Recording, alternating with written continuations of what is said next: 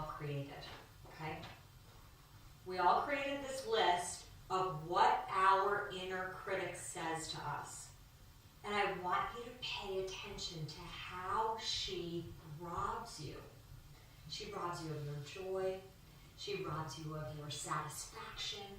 She robs you of your accomplishments. She robs you of your success. Can you see that from the list that you guys created? So we are all judgment-making machines. As human beings, we judge and label and criticize everything. We're not going to stop. We're not going to be able to shut her up completely. She's going to keep labeling. She's going to keep analyzing. She's going to keep criticizing. But what it's important for you to start to pay attention to is how your inner critic runs you. How she runs your life. How she manages your mood and your emotions and how you feel about your accomplishments. How much of your sense of self does she create in your life? How does she limit you? How does she rob you of that sense of yourself? So, when you take a look at the list that you just created, the important thing to recognize is that she has been running you for a very, very, very long time. You have a second grade version of this, right? You have a 10th grade version of this. Maybe because you were getting the grades that you wanted, or you felt like you weren't measuring up in some other way. You have a young adult version of this, and you have your version now.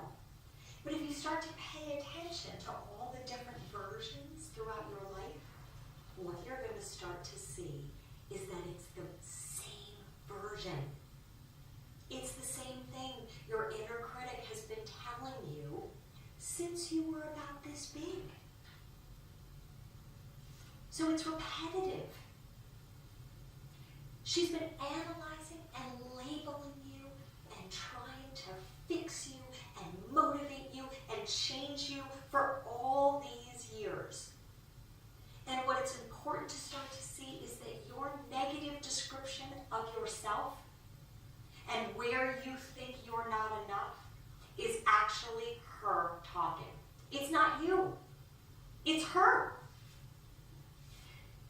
She's all about perfection.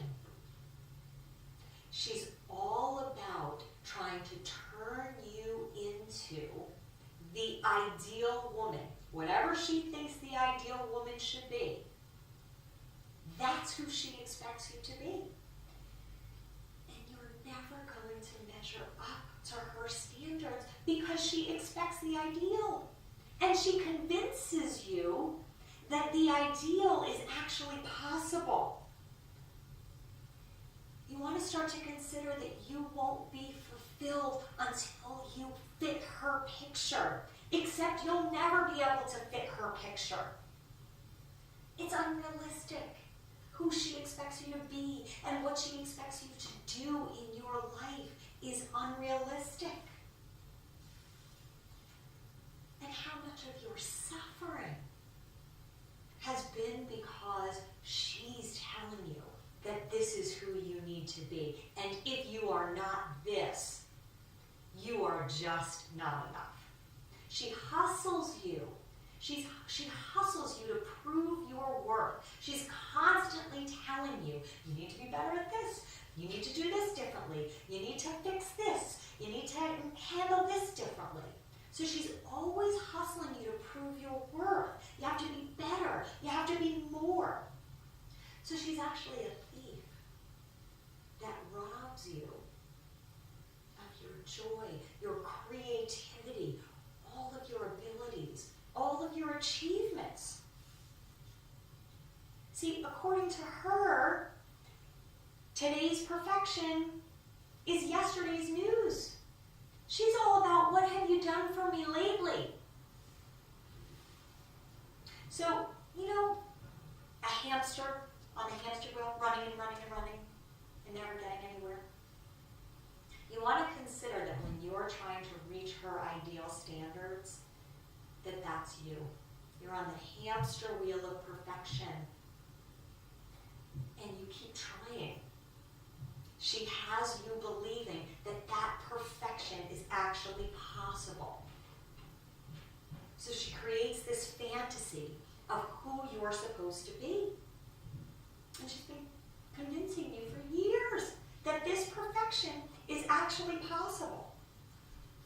But really, what she creates in trying to get you to be this ideal is nothing but chaos and self-doubt. Okay? So the irony of all of this is that the more that we try to reach that perfectionistic standard, the less we have of what we really want.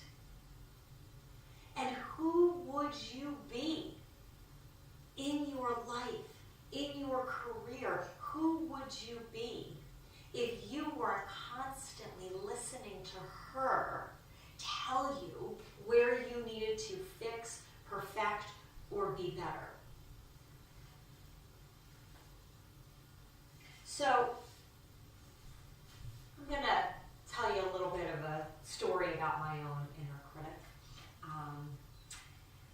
When I was in my 20s, I took up running. And I had never really run before, so I remember when I ran my first 2 miles. And I felt so proud of myself that I had actually accomplished that.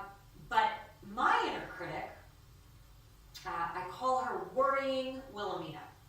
And Worrying Wilhelmina, I call her this because she's always worrying about whether I'm enough. Am I a good enough wife? Am I a good enough mother? Am I a good enough human being? She even worries about situations that haven't actually occurred yet. Okay?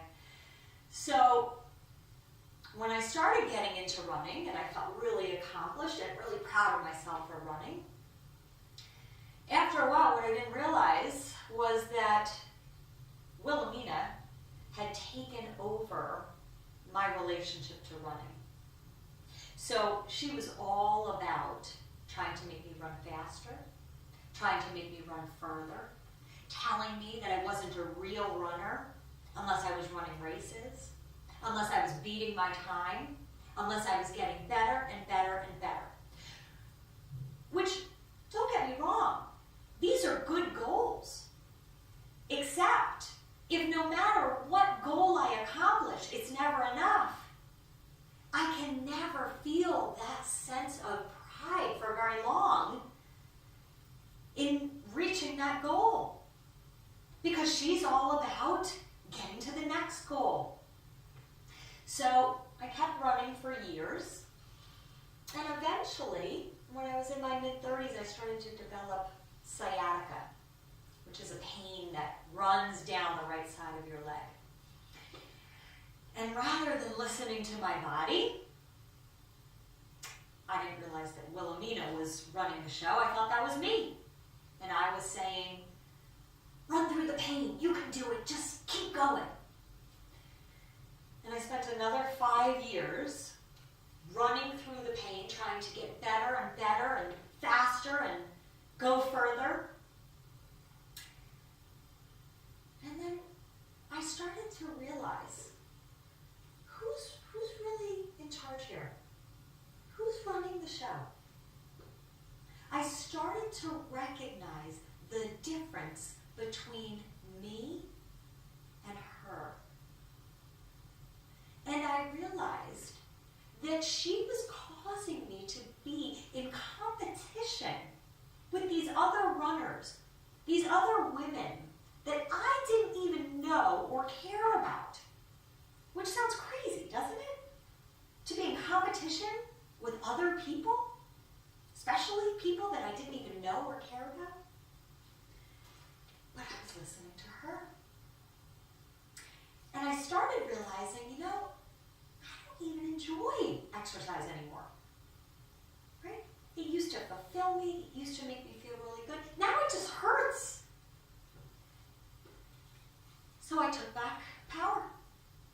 gave up running. I started finding exercise that was more about honoring me and taking care of my body. Now, she was still screaming at me. She was still telling me, you can't give up running. You're not going to be in good enough shape. You're gonna disappoint yourself. But I stopped listening because I recognized that that wasn't me. That was not an expression of honoring myself. That was about perfecting and trying to reach that ideal standard. And once I gave it up, there was a real freedom in being able to freely choose to reach goals and reach accomplishments, but not out of fixing or perfecting. And that's what today is really about. We're going to talk about specific tools and specific strategies so that your goals are no longer about needing to be enough, needing to reach her standards, needing to fix